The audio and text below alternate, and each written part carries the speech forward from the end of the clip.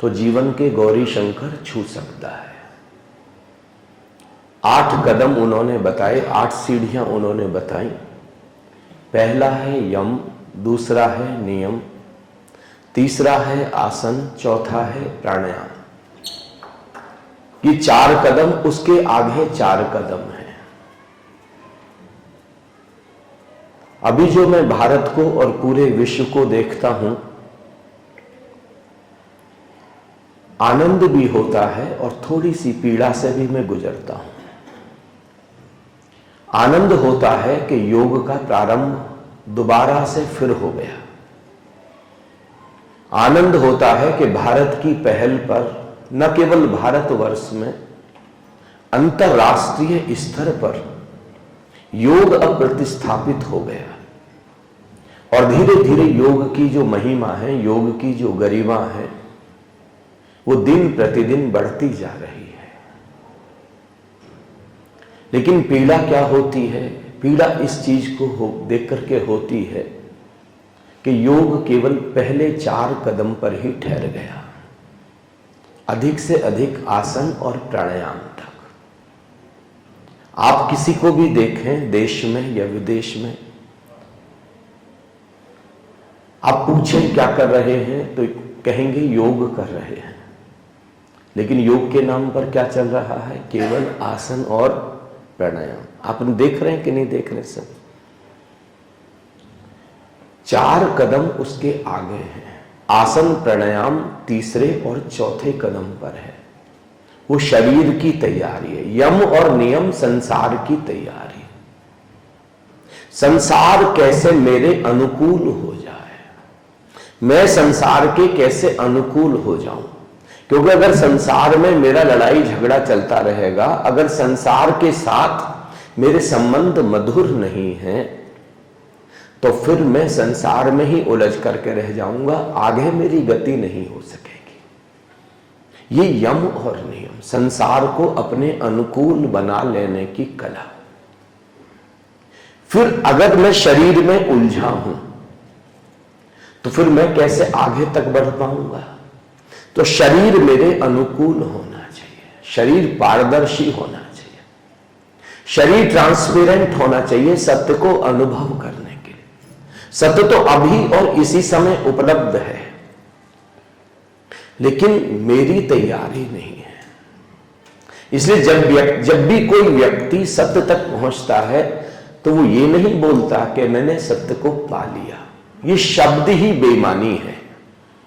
कोई व्यक्ति ऐसा कभी नहीं बोलता कि मैंने परमात्मा को पा लिया। उसको पहली बार पता चलता है कि परमात्मा पाया ही हुआ था। परमात्मा को पाना नहीं है, सत्य था ही। सत्य तो हमेशा है, हमेशा था और हमेशा रहेगा। मैं उपलब्ध नहीं था, आई वॉज नॉट अवेलेबल। आज पहली बार मैं उपलब्ध हुआ। तो भगवान गौतम बुद्ध क्या कहेंगे? मैं सत्य को उपलब्ध हो गया, मैं परम ज्ञान को उपलब्ध हो गया। I became available for ultimate truth, I became available for ultimate wisdom, for ultimate knowledge. मैं अभी तक उपलब्ध नहीं था, परमात्मा उपलब्ध था, सत्य उपलब्ध था। क्या बाधा थी? संसार में उलझा। संसार में जीने की कला नहीं आती है। और संसार में जीने की कला क्या है? भारतवर्ष ने जो अपना राष्ट्रीय पुष्प चुना है, जो राष्ट्रीय फूल चुना, भारतवर्ष का एक एक चुनाव इतना गहरा है और अध्यात्म की तरफ इशारा करता है। चाहे आप राष्ट्रीय पक्षी को ले लें, चाहे आप राष्ट्रीय फूल को ले लें, आप किसी भी चीज भारतवर्ष की लें, बहुत एक से एक अनूठी है। राष्ट्रीय फूल है कमल, और कमल की खूबी क्या है? पानी में रहता है 24 घंटे। सबसे बड़ी चीज, कीचड़ में खिलता है, उसकी जड़ें कीचड़ में है। लेकिन पानी की और कीचड़ की एक बूंद भी कमल को छूती नहीं है। अभी कमल के फूल को पानी से बाहर निकालें, आप पाएंगे एक बूंद भी कमल पर पानी नहीं है, अनस्पर्शित, अनटच्ड। ये संसार में जीवन जीने की कला, जिसको महर्षि पतंजलि कह रहे हैं यम और नियम। जापान में एक बहुत बड़े फकीर हुए, जैन फकीर, वो अपने शिष्यों को कहते थे, नदी को पार करना लेकिन याद रखना नदी का पानी तुमको छू ना जाए। शिष्य सुनकर के बहुत हैरान होते थे कि हद हो गई है। तब कोई पुल भी नहीं होते थे, तो नदी को ऐसे ही चल करके पार करना होता था। तो शिष्यों को बड़ी हैरानी होती थी कि ये कैसे संभव है, जब नदी को पार करेंगे तो पानी तो छू जाएगा ना, कपड़े तो गीले हो जाएंगे, शरीर गीला हो जाएगा। और संयोग की बात, एक बार गुरु भी साथ में थे और नदी को पार करना था। तो शिष्यों ने कहा कि आज देखते हैं गुरु को कि नदी पार करेंगे लेकिन नदी का पानी कैसे नहीं छूता। तो गुरु नदी पार करने के लिए उतरे, लेकिन पानी तो छू गया। तो शिष्यों ने नदी पार करने के बाद कहा कि गुरुदेव, आप तो कहते थे कि नदी पार करो लेकिन पानी छूना, अनस्पर्शित रह जाओ।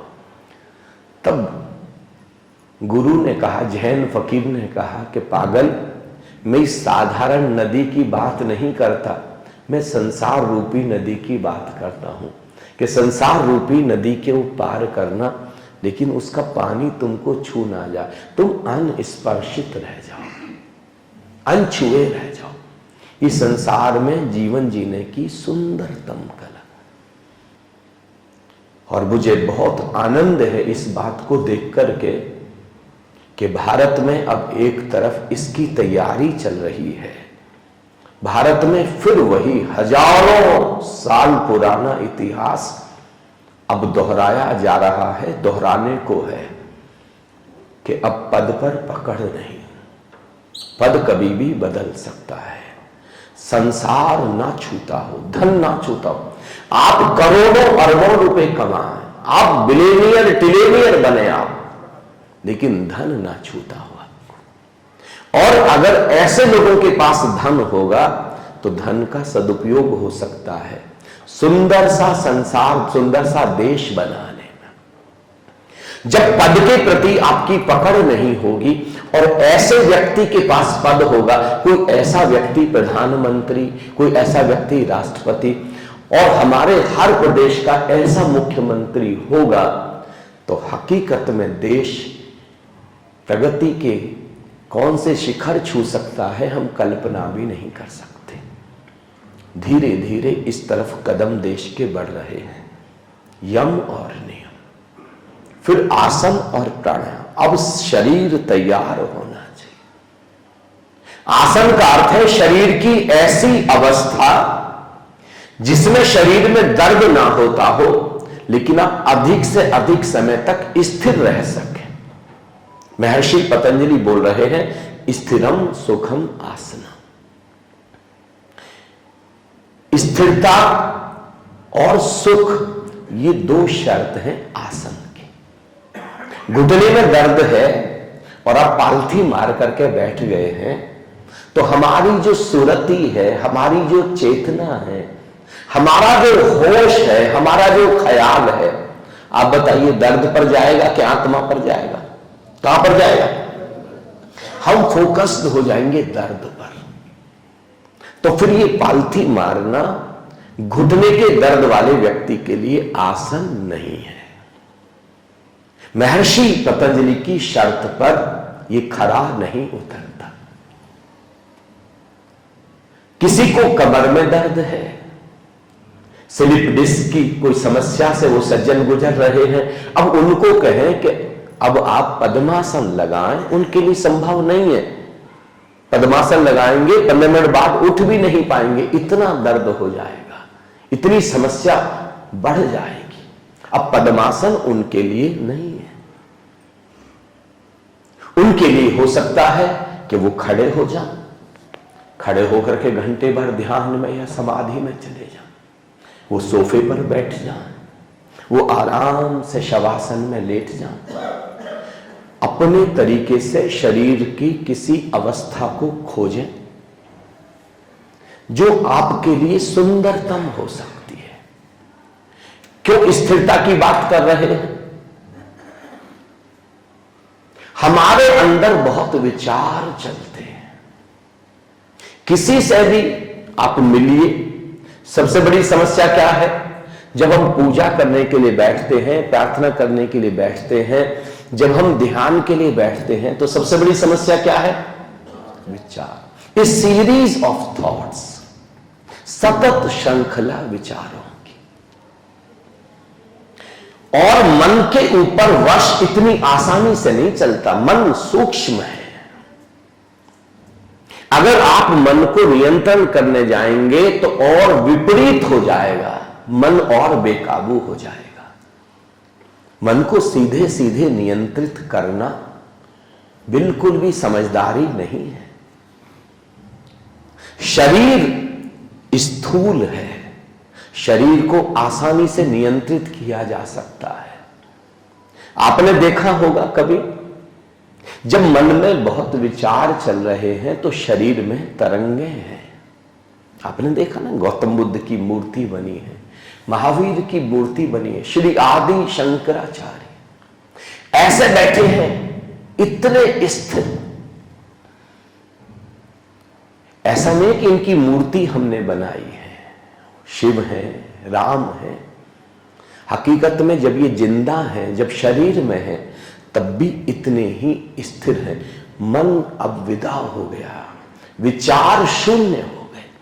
और जब आपके विचार शून्य हो जाते हैं तो आप शरीर की जिस अवस्था में आ गए, अब आ गए। अब कोई हलन चलन नहीं होगा, क्योंकि शरीर की सारी हलन चलन, शरीर की सारी बेचैनी मन से जुड़ी है, मन से संयुक्त है। मन जितना बेचैन है, शरीर में उतनी बेचैनी होगी। आनंद जो गौतम बुद्ध के साथ 24 घंटे रहते हैं, आनंद एक दिन बड़े आश्चर्य से गौतम बुद्ध को कहते हैं कि हे भंते, एक प्रश्न मुझे आपसे पूछना है। बहुत सालों से मैं आपको देख रहा हूं, आप रात सो जाते हैं, मैं पंखा झलता हूं रात भर कि कोई मक्खी कोई मच्छर आपके ऊपर ना बैठ जाए। लेकिन मुझे आश्चर्य इस बात का होता है, आप जिस एक करवट से रात को सोते हैं, उसी एक करवट से सुबह को जग जाते हैं। आपके शरीर में रात सोते हुए भी एक कंपन नहीं होता। कारण क्या है? और गौतम बुद्ध कहते हैं कि आनंद, मेरे शरीर में भी बहुत कंपन होते थे, लेकिन जब से मन के पार छलांग लगी, मन शून्य हो गया, निराकार में प्रवेश हो गया, परम शून्यता में। अब मन नहीं हिलता तो शरीर भी नहीं हिलता। स्थिरम सुखम आसनम। मन को अगर आपको स्थिर करना है तो शरीर को स्थिर कर दे। 1 घंटे 2 घंटे 3, जितना आसानी से, और धीरे धीरे आप पाएंगे तो शरीर जब स्थिर होने लगा तो मन अपने आप स्थिर होने लगा। इसलिए आसन बहुत महत्वपूर्ण। तीसरे पायदान पर रखकर प्राणायाम हमारे जीवन का जो महत्वपूर्ण हिस्सा है वो प्राण है, प्राण ऊर्जा। श्वास से नहीं, हम प्राण से जीवित हैं। श्वास तो एक रथ है, एक व्हीकल है, जिस पर सवार होकर के प्राण ऊर्जा हमारे अंदर आती है। ये हमारा प्रथम तल का कार्यक्रम है। जब हमारे तीसरे तल के कार्यक्रम में आप आएंगे, जिसका नाम है आलोक साधना, तो मैं आपको खुली आंखों से पूरे वातावरण में, पूरे आकाश में प्राण ऊर्जा दिखाऊंगा, खुली आंखों से। और जब आप देखेंगे, श्वास इतना महत्वपूर्ण नहीं है, श्वास के साथ प्राण ऊर्जा अंदर जा रही है, वो जीवन दे रही है, और जीवन दे करके फिर वापस आ रही है। पुराने समय में बहुत सारे लोग अपनी मृत्यु के 6 महीने पहले बता देते कि ठीक 6 महीने बाद मेरी मृत्यु हो जाएगी। उसका जानते हो कारण क्या था? प्राण ऊर्जा अंदर जा रही है और अब अंदर ही रह गई है। अब प्राण ऊर्जा अंदर नहीं जाती, श्वास केवल ऑक्सीजन अंदर जाती है, प्राण ऊर्जा नहीं। जिस दिन ऐसा होगा, अब अंदर जो प्राण ऊर्जा मौजूद है हमारे शरीर को 6 महीने तक जीवित रखने के लिए पर्याप्त है। अब इसके 6 महीने बाद शरीर विदा हो जाएगा। जब किसी की मृत्यु होती है तो हम क्या कहते हैं? इसके प्राण निकल गए, ऐसा ही बोलते हैं। प्राण बहुत महत्वपूर्ण है। प्राण ऊर्जा जितनी सिकुड़ी हुई होगी, मन उतना सघन होगा, विचार उतने अधिक होंगे और शरीर भी पारदर्शी नहीं होगा, शरीर भी स्वस्थ नहीं होगा। प्राण ऊर्जा जितनी फैली होगी, जितनी ज्यादा, हम उतने ज्यादा स्वस्थ होंगे, मन उतना विरल होने लगेगा, मन उतना तरल होने लगेगा। तो इसलिए प्राणायाम, एक्सपेंशन ऑफ वाइटल फोर्स, आयाम यानी फैलना, आयाम यानी विस्तार, प्राण का विस्तार प्राणायाम कहलाता है। अब देखें कैसे प्राण ऊर्जा फैल सकती है। जब आप सुबह जॉगिंग कर रहे हैं तो जॉगिंग करने से प्राण ऊर्जा फैल रही है। ये प्राणायाम केवल अनुलोम विलोम नहीं, जॉगिंग प्राणायाम है, क्योंकि प्राण ऊर्जा का विस्तार है। जब आप कीर्तन कर रहे हैं, झूम करके नाच रहे हैं, कृष्ण की तरह रास रचा रहे हैं, तो उस समय प्राण ऊर्जा बहुत ज्यादा फैल, आधा किलोमीटर 1 किलोमीटर तक फैल जाती है ऊर्जा, रास रचाने में, नाचने में, उत्सव मनाने में। प्राणायाम फिर श्वास के आधार पर भी आप कर सकते हैं। एक बार बाएं तरफ से श्वास लेना, दाहिने से छोड़ना, फिर दाहिने से लेना, बाएं से छोड़ना, ये अनुलोम विलोम। इससे प्राण का विस्तार होता है।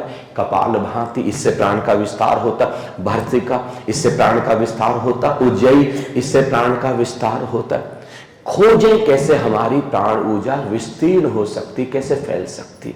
हम स्वस्थ होने लगेंगे, मन विरल होने लगेगा, मन विचार कम होने लगेंगे। इसलिए प्राणायाम, यहां तक पूरे विश्व में काम हो रहा है, लेकिन हमने अपने लिए आखिरी 4 बिंदु चुने हैं। आनंदम, आनंदम का जो मुख्य आधार है वो अब मैं आपसे बोलता हूं। आनंदम का आधार है प्रत्याहार, 5वें कदम पर, 6ठे कदम पर धारणा, 7वें पर ध्यान और 8वें पर समाधि।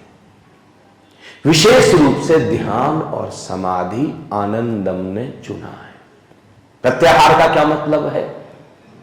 अब लौट चले, अपने घर की तरफ चले। एक बच्चा है, आंखें नहीं खोलता है, मां के गर्भ में है, पूर्णतः आंखें बंद है, बच्चा समाधि में डूबा है। जब आप इस 3 दिन के कार्यक्रम को पूरा कर लेंगे तब आपको पता चलेगा मां के गर्भ में बच्चा किस अवस्था में जी रहा। इतना आनंद है, बच्चा पूरी तरीके से स्वयं में स्थित है।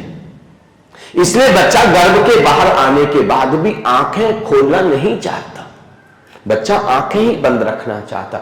भीतर अनंत प्रकाश में डूबा हुआ है, भीतर ओम में डूबा। वेद जिसको ओम कहते हैं, ये राज आपको आखिरी दिन खुलेगा। परमात्मा के उस परम संगीत में, उस ओंकार में बच्चा डूबा है। इतना आनंद है, महा आनंद है। लेकिन धीरे धीरे संसार बच्चे को अपने तरीके से अब प्रशिक्षित करेगा, संस्कारित करेगा। अब धीरे धीरे बच्चा अपने घर, अब अपने घर में स्थित था बच्चा, स्वस्थ था, स्वस्थ मतलब स्वयं में स्थित था बच्चा। अब धीरे धीरे बच्चे को संसार पर केंद्रित बनाएगा। अभी आत्म केंद्रित है, सेल्फ सेंटर्ड है बच्चा, और जीवन की सारी पीड़ा है आत्म केंद्रित। जब हम थे उससे धीरे धीरे दूर निकलते चले जाओ। जितने आप पर केंद्रित होते चले जाएंगे जीवन में, उतनी पीड़ा, उतना दर्द होता चला जाएगा। आज मैं स्कूल में जाता हूं, किसी विद्यालय में, किसी कॉलेज में, किसी विश्वविद्यालय में, विशेष रूप से मैं अपनी बेटियों के बीच जाता हूं, मैं अपने बच्चों के बीच जाता हूं, तो मैं उनको कहता हूं केवल आई लव यू कहने से बात नहीं बनेगी। अभी आई लव यू कहां है? 10 बार व्हाट्सएप पर, 50 बार, 100 बार, और फिर विवाह कर लिया है, उसके 6 महीने के अंदर अंदर डिवोर्स हो गया है। जान तो क्यों हुआ? प्रेम पर केंद्रित था, आत्म केंद्रित नहीं था। पर केंद्रित प्रेम दुख में ले जाएगा, कलह में, लड़ाई में, झगड़े में ले जाएगा। दुख का कारण ही एकमात्र है पर केंद्रित हो जाए, अदर सेंटर्ड। जीवन जीने की सुंदरतम कला सेल्फ सेंटर्ड होकर के, आत्म केंद्रित होकर के जीवन को जीना सीखे। आत्म केंद्रित और आत्म केंद्र, बच्चा आत्म के अपने केंद्र में है। फिर अगर अब अपने केंद्र को पहचानना है तो ध्यान और समाधि अनिवार्य है, और ये भारत के लिए इतना अनिवार्य है कि हम कल्पना भी नहीं कर सकते। आत्म केंद्रित होकर के पढ़ाई करें। अब कैसी घबराहट, अब कैसा डर, अब कैसा एग्जाम का फियर। बच्चा इतना प्रफुल्लित होगा, इतना आनंदित होगा, उसके भीतर विचार नहीं होंगे, फोकस्ड हो सकेगा पढ़ाई पर, अपने कैरियर पर पूरी तरीके से एकाग्रता साध सकता है ये बच्चा। लेकिन किसी ने भी हमको समाज में आत्म केंद्रित होने की कला नहीं सिखाई। गुरुकुल में क्या होता था? वेदों के समय, उपनिषद के समय, हमारे ऋषियों के समय, हमारे मुनियों के समय क्या होता था गुरुकुल में? गुरुकुल में बच्चे को आत्म केंद्रित होकर के जीवन जीने की कला सिखाई जाती थी। व्यापार करना है, धन कमाना, लेकिन अपने केंद्र को नहीं छोड़ना।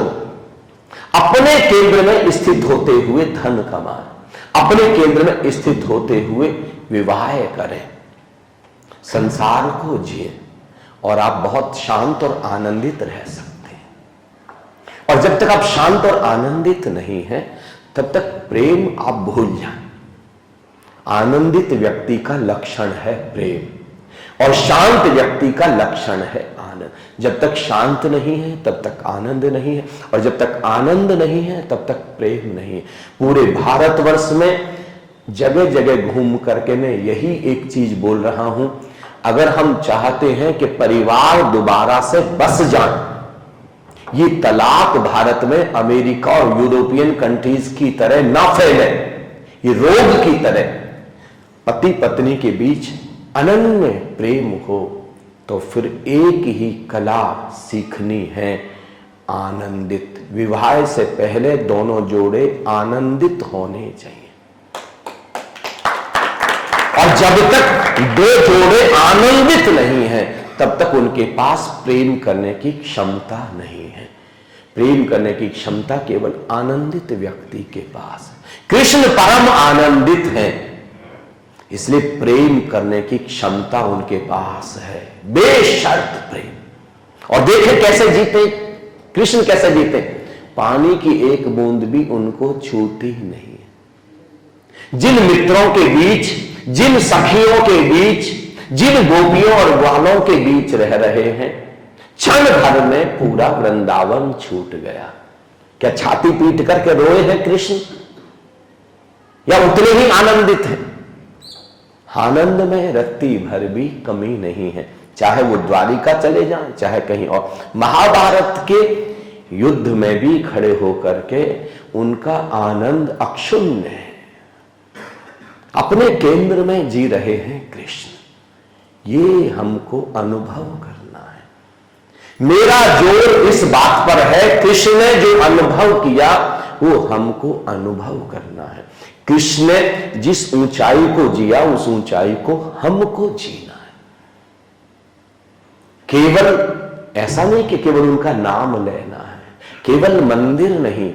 मंदिर तो हम इसलिए जा रहे हैं कि शिव के सामने खड़े होकर के, राम के सामने खड़े होकर के, कृष्ण के सामने खड़े होकर के किसी समय एहसास हो सके कि हमको भी वही जानना है जो शिव ने, राम ने या कृष्ण ने जाना। ये मंदिर जाने का सबसे बड़ा प्रयोजन है जो हम भूल गए। तो प्रत्याहार, अगर आप जीवन के गौरी शंकर छूना चाहते हैं, प्रत्याहार मतलब रिटर्निंग टू दी सोर्स, जो हमारा मूल है, जो हमारा उद्गम है, जो हमारा केंद्र है, जहां से वो जो अनंत महासागर है आनंद का, ओंकार का, ओम का, उस अनंत महासागर से मेरी बूंद कभी चली, अलग हो गई, अब वापस मेरी बूंद अपने स्रोत को खोजना शुरू करे। प्रत्याहार, जिसको भगवान महावीर कहते हैं प्रतिक्रमण।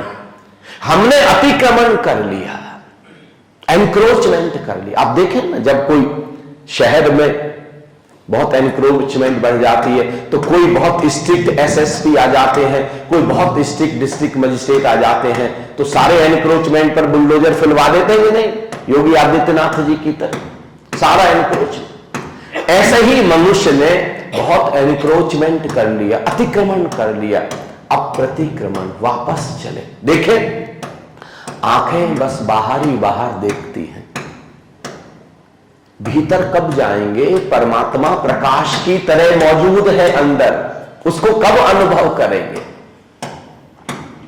कान केवल बाहर ही बाहर सुन रहे हैं, इसको कब पैसिव बनाएंगे?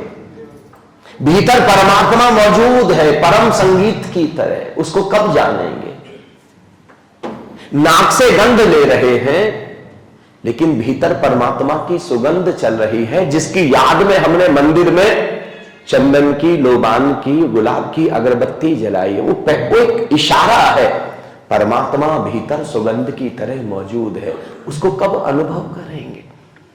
केवल जीभ से बाहर ही स्वाद लेते रहेंगे, लेकिन वेद तो कहते हैं अन्नम ब्रह्म, अन्न ही ब्रह्म है। वेद के ऋषियों ने स्वाद की तरह अन्न खाते खाते, भोजन करते करते ब्रह्म को अनुभव कर लिया, परम स्वाद की तरह। उसको हम कब अनुभव करेंगे? और स्पर्श, ये स्पर्श की इंद्री, त्वचा, केवल हम बाहर लोगों को हग करने में, लोगों को गले मिलने में, हाथ मिलने में लगे रहेंगे। परमात्मा 24 घंटे हमको स्पर्श कर रहा है।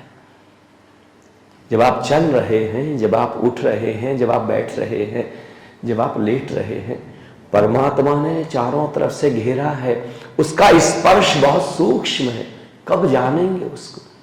उसके स्पर्श को ही परम आनंद कहा है। इंद्रियों को अब अंदर की तरफ मोड़ें, प्रत्याहार। फिर धारणा। धारणा का अर्थ है अब अपने मन को तैयार करें, मन को कुछ ऐसे सुझाव दें जो हमारा मन हमको सत्य की ओर लेकर के चला जाए। अभी तो बड़ी गलत धारणाएं हमारे अंदर बैठ गई। धारणा को ही सम्मोहन कहा जाता है, हिप्नोसिस। तो स्वीकार कर लेता है, जीवन में वही होता चला जाता है। मान्यता एक तरीके का बीज है। मैं देखता हूं, जब मैं कार्यक्रम देने के लिए जाता हूं, हर व्यक्ति सफल होना चाहता है, लेकिन वो मानता ही नहीं कि मैं भी सफल हो सकता हूं। तो कैसे सफल होंगे आप?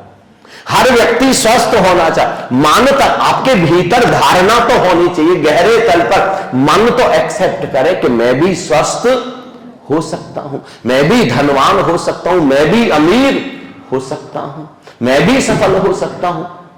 ये मान्यता, धारणा। जैसे हम धारणा करते हैं मेरी श्वास धीमी होती, अब मन को हम ऑटो सजेशन दे रहे हैं, मेरा श्वास धीमी होती जा रही, और मन धीरे धीरे श्वास को धीमा कर देता। जब मन स्वीकार कर लेता है श्वास धीमी हो गई, श्वास धीमी हो जाती, फिर हम कहते हैं मेरा शरीर शिथिल होता जा रहा, रिलैक्स होता जा रहा, और जैसे ही मन ने स्वीकार किया शरीर हकीकत में रिलैक्स हो जाता। हम धारणा करते हैं मेरा प्रवेश अंदर हो रहा है, मेरा प्रवेश अंदर हो रहा है, या मैं ही निराकार के रूप में पूरे ब्रह्मांड में फैली हूं, मैं ही पूरे ब्रह्मांड में फैला हूं। ये धारणा सत्य से मेल खाती। दो तरीके की धारणा है, एक धारणा है जो सत्य से मेल नहीं खाती, और एक धारणा है जो सत्य से मेल खाती है। जैसे एक धारणा है, बहुत सारे लोग जलते हुए अंगारों पर चलते हैं। जब जलते हुए अंगारे पर कोई व्यक्ति चलता है, उससे पहले बहुत गहरे मन के तल पर ये भीतर बैठाया जाता है कि अग्नि पर भी तुम चलोगे तो तुम्हारे पैर नहीं जलेंगे, अग्नि तुमको कुछ नहीं करेगी। और जब ये मन स्वीकार कर लेता है, जब एक्सेप्ट कर लेता है, जब यहां पर ये सम्मोहन हो जाता है, तो आप अंगारों से गुजरते हैं लेकिन हकीकत में जलते नहीं है, क्योंकि मन ने जो स्वीकार कर लिया शरीर पर वही प्रकट हो जाएगा। हमने कितने ऐसे प्रयोग किए हैं कि किसी व्यक्ति को आंख बंद करके धारणा बैठाई कि मैं तुम्हारे हाथ में अब एक जलता हुआ अंगारा रखने के लिए जा रहा हूं, मैं तुम्हारे हाथ में जलता हुआ अंगारा रखने के लिए जा रहा हूं, और जैसे ही तुम अंगारे को पकड़ोगे तुम्हारा हाथ जल जाएगा। थोड़ी देर उसको ये सजेशन दिया, उसके मन ने पकड़ लिया, और एक साधारण कंकड़, बिल्कुल साधारण, गर्म भी नहीं है, नॉर्मल टेम्परेचर पर उसके हाथ में रखा, और उसके हाथ में रख करके एकदम से उसने फेंक करके मारा, और वो चिल्लाया कि मेरा हाथ जल गया। और हैरानी तो तब हुई जब उसके हाथ में फफोला भी पड़ गया, जबकि साधारण कंकड़ रखा था। धारणा, अभी अमेरिका में कुछ वर्ष पहले एक प्रयोग किया गया धारणा के ऊपर, मान्यता के ऊपर, कि एक सज्जन है जिनको फांसी दी जानी है, फांसी की सजा है, उनको अब मृत्यु दंड दिया जाना है। तो मृत्यु दंड पर उनके सामने एक जहरीला काला नाग लाया गया, और उनको कहा गया कि देखो, रस्सी अगर तुम्हारे गले में लटकाई जाएगी तो तुमको बहुत दर्द होगा, पीड़ा होगी, और अगर ये सांप काट लेगा तो फिर झटके में ही इसके जहर से तुम मर जाओगे। तो क्या तुम पसंद करोगे कि एक ही झटके में मर जाओ? तो व्यक्ति ने कहा कि ठीक है, मुझे ये स्वीकार है।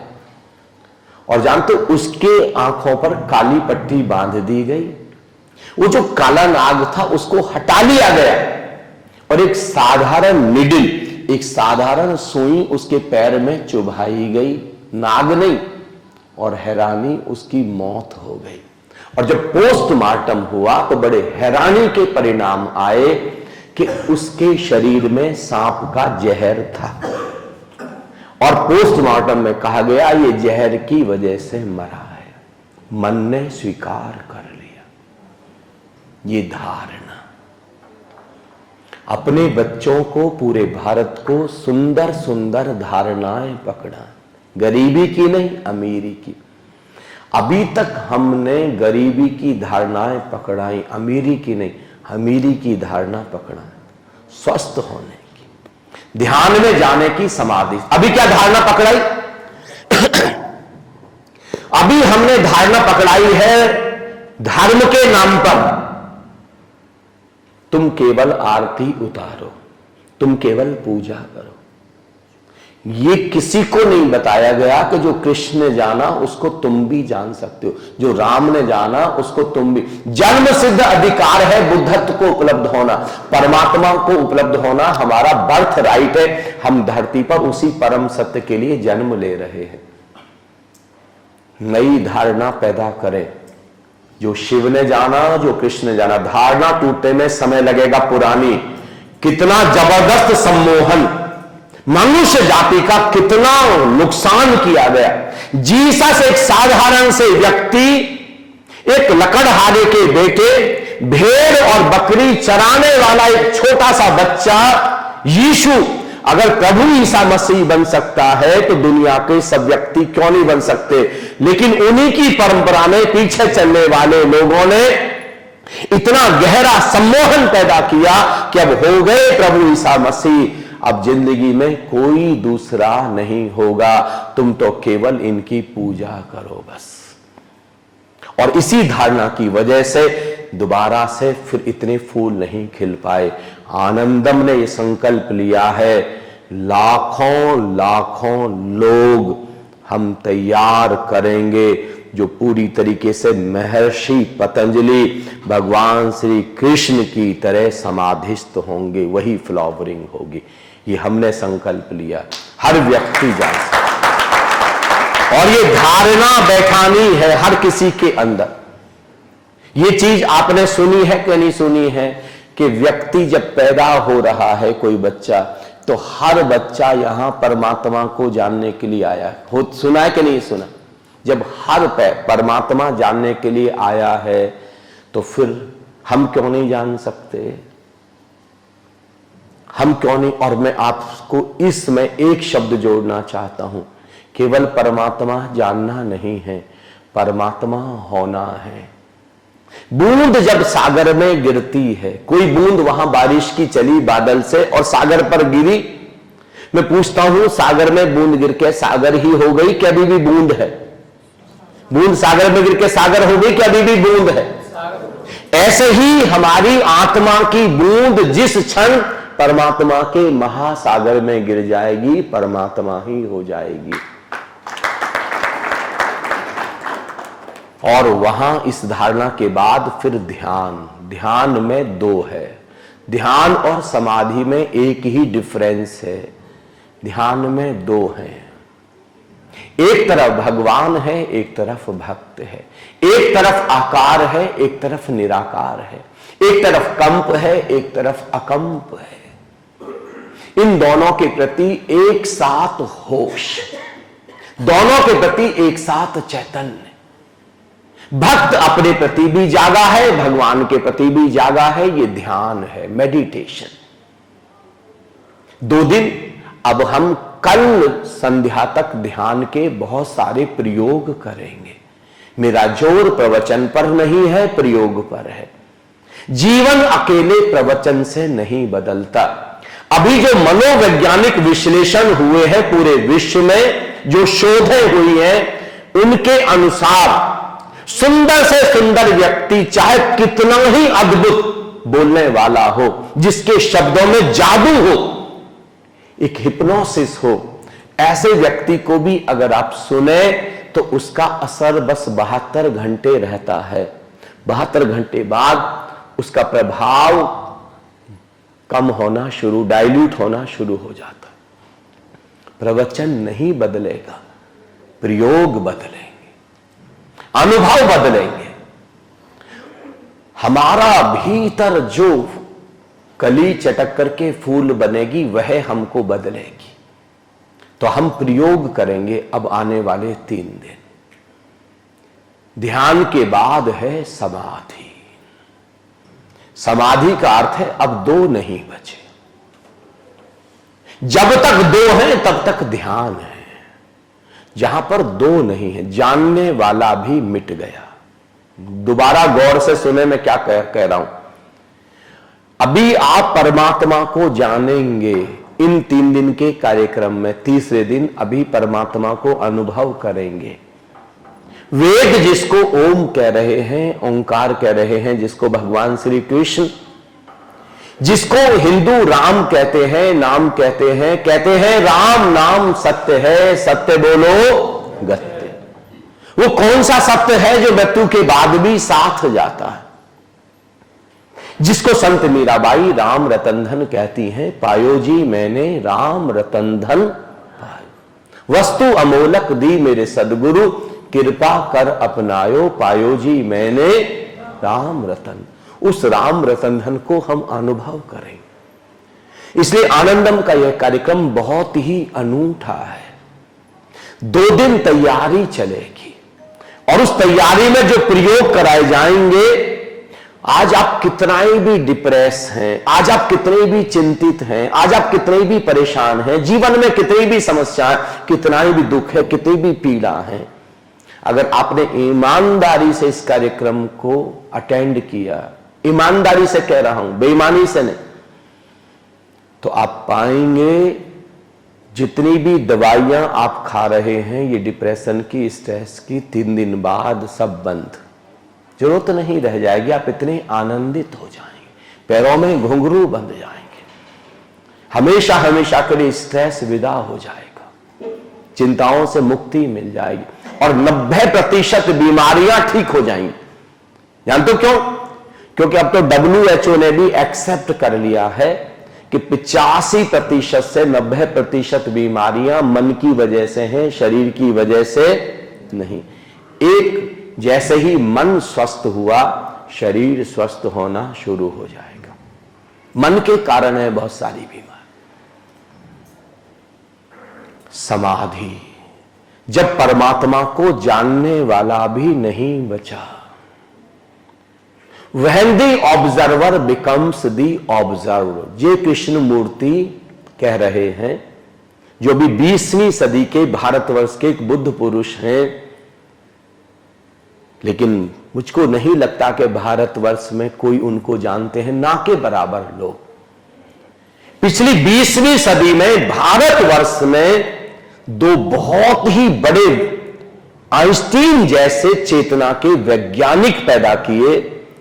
उनमें से एक हैं श्री जे कृष्णमूर्ति और एक हैं ओशो।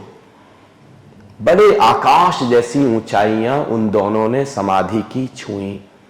जे कृष्णमूर्ति कहते हैं, when the observer becomes the observed. जो परमात्मा को जानने वाला था, जब वो खुद ही परमात्मा हो गया। जो ज्ञान को जानने वाला था, जब वो ही खुद ज्ञान हो गया। केवल ज्ञान बचा, जानने वाला नहीं। जिसको भगवान महावीर कहते हैं केवल ज्ञान। धर्म का जो गौरी शंकर है उसको कहते हैं केवल ज्ञान। भगवान महावीर केवल ज्ञान, यानी जहां पर बस ज्ञान बचा है, ज्ञान को अनुभव करने वाला भी नहीं बचा। भगवान गौतम बुद्ध उसको कहते हैं निर्वाण। और उसको भगवान श्री कृष्ण क्या कह रहे हैं, वेद क्या कह रहे हैं, अहम ब्रह्मास्मि, मैं खुद ही अब ब्रह्म हूं। ब्रह्म ही ब्रह्म को जान रहा है। जानने वाला भी वही है, जाना जाने वाला भी वही, वो है समाधि। समाधि जीवन के परम शिखर है, जब जीवन का फूल खिल गया। और मुझे आपको बताते हुए बहुत आनंद हो रहा है कि आज आनंदम के पास अभी तक समाधि का कोई विज्ञान धरती पर नहीं था। खुद 1989 जुलाई में ओशो ने बोला, बहुत जल्दी समाधि का विज्ञान खोज लिया जाएगा। अपने शरीर छोड़ने के 6 महीने पहले ओशो बोल रहे हैं, जुलाई 1989 में। और जनवरी 1990 में वो शरीर से विदा हो गए। उस समय उन्होंने बोला, बहुत जल्दी समाधि का विज्ञान भी धरती पर खोज लिया जाएगा। तब तक ध्यान का विज्ञान है, समाधि का विज्ञान नहीं है। समाधि में कोई इक्के दुक्के अचानक पहुंच गए, परमात्मा का प्रसाद उनके ऊपर बरस गया। कोई राम, कोई कृष्ण, कोई शिव, कोई महावीर, कोई बुद्ध, कोई आदि शंकराचार्य, कोई कबीर, कोई नानक, कोई दादू, कोई दरिया, कोई मीरा, कोई सहजो, कोई रैदास, कोई कुमनाथ, कोई लालनाथ, कोई भीका, कोई फरीद, कोई बुल्ले शाह, कोई यारी साहब, कभी दुल्हन साहब। कभी कभी कोई अचानक पहुंच गया समाधि में। विज्ञान नहीं था, विधिवत। लेकिन आज आनंदम के पास केवल ध्यान का नहीं, समाधि का विधिवत विज्ञान है। लाखों लोग, अब करोड़ों लोग समाधिस्थ हो सकते हैं। और समाधिस्थ अगर हो सकते हैं तो पूरी दुनिया में क्रांति आ सकती है। आजादी के जंग में बहुत सारे क्रांतिकारी देश की आजादी के लिए मैदान में उतर गए। अंग्रेजों के द्वारा एक एक करके सबको फांसी दी जाने लगी। एक बहुत बड़े संत अंदर का, जिनको समाधि का अनुभव था, वो भी आजादी की जंग में उतरे। लेकिन उनको बहुत जल्दी एहसास हुआ कि नहीं, ऐसे आजादी नहीं आएगी, इतनी आसानी से नहीं बदला जा सकेगा। तो उन्होंने जो एक एक्टिव व्यक्ति की तरह वो आजादी की जंग में काम कर रहे थे, उन्होंने तुरंत वहां से हट गए और चेरापूंजी चले गए और चेरापूंजी में जाके समाधिस्थ हो गए और समाधि में उन्होंने गहरी तरंगें छोड़नी शुरू की कि मेरा देश आजाद हो गया, मेरा देश आजाद हो गया, मेरा देश आजाद हो गया, मेरा देश आजाद हो गया। और कितनी हैरानी की बात, इतने क्रांतिकारी दो विपरीत धाराओं के लोग, नरमपंथी भी और गरमपंथी भी, एक तरफ नेताजी सुभाष चंद्र जैसे क्रांतिकारी, एक तरफ महात्मा गांधी जैसे नरमपंथी, ये दोनों धाराएं एक साथ मिली और देश में क्रांति आई और देश आजाद। और जानते हो कितने आश्चर्य की बात है, उस महान हस्ती के जन्मदिन पर देश आजाद हुआ। उस महान हस्ती का नाम है महर्षि अरबिंदो और उनका जन्मदिन है 15 अगस्त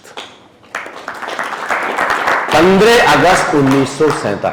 एक समाधिस्थ व्यक्ति ये करिश्मा कर सकता है। अगर भारत में और दुनिया में हजारों लाखों समाधिस्थ हों और जब हम लोग तरंगें छोड़ेंगे विश्व के अमन के लिए, चैन के लिए, भारत के विश्व गुरु बनने के लिए, भारत के एक आकाश जैसी ऊंचाइयों पर पहुंचने के लिए, तो कोई भी करिश्मा संभव हो सकता है। इसलिए हमने ये पथ चुना है, ये रास्ता चुना है। अब आप बस इसके लिए तैयार हो जाएं। मुझे आपसे बस एक ही प्रॉमिस चाहिए, कुछ इस कार्यक्रम से सीख करके जाएं कि ना जाएं। एक चीज इस कार्यक्रम से सीख करके जाएं। आप आज अभी इसी समय एक संकल्प लें, या तो मैं कोई काम नहीं करूंगी, या तो मैं कोई काम नहीं करूंगा, और करूंगा तो अपना 100% दूंगा, 100%, 1% भी कम नहीं, 99 भी नहीं, 100 ही। जो भी कर्म हम कर रहे हैं सुबह जगने से लेकर रात सोने तक, उसमें अपना 100% दें। और जिस दिन हम भारतवर्ष में ये कर पाए, उस दिन भारतवर्ष हर क्षेत्र में पूरे विश्व का प्रतिनिधित्व कर रहा होगा। पूरे विश्व 100%।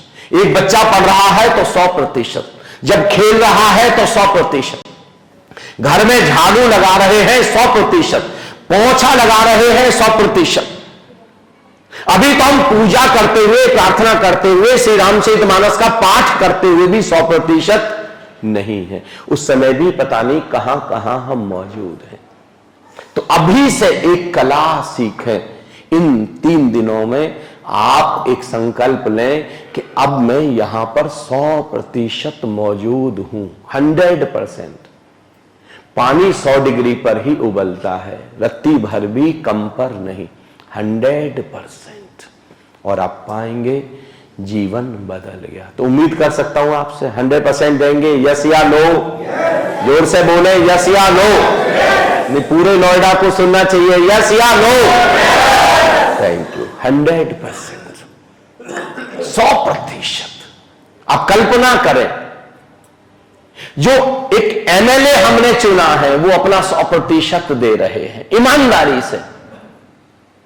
उनमें से ही कोई मंत्री बनेंगे, उनमें से ही कोई मुख्यमंत्री बनेंगे। जो हमने एमपी चुने हैं वो अपना 100% दे रहे हैं, उन्हीं में से कोई गृह मंत्री, कोई प्रधानमंत्री। तो सारे मंत्री, सारे एमएलए, सारे एमपी, सारे पार्षद 100% दे रहे हैं। देश बदलेगा कि नहीं बदलेगा? बताओ, यस या नो? हमारे बच्चे हैं, अब खेलने जा रहे हैं, चाहे वो पढ़ाई में जा रहे हैं। 100% जिस दिन देना शुरू करेंगे उस दिन देश पता नहीं कहां पहुंचेगा। अभी कुछ लोग हैं जो 100% दे रहे, कुछ लोग तो 100 से भी ज्यादा दे रहे, 100 से भी ज्यादा। तो 100%। आइए खड़े हो जाएं